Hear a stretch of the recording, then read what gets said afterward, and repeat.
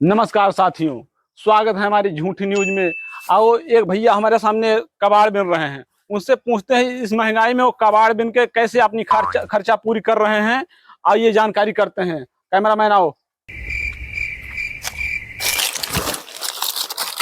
भैया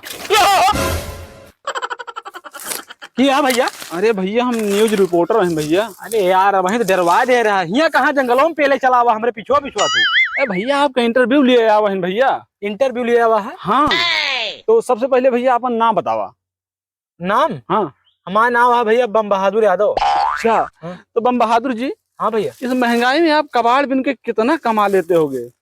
बस भैया रोज के है 60-70 रुपया कमा ली से ज्यादा नहीं कमाता है। 60-70 रुपए? हाँ भैया। तो 60-70 रुपए में क्या होता है?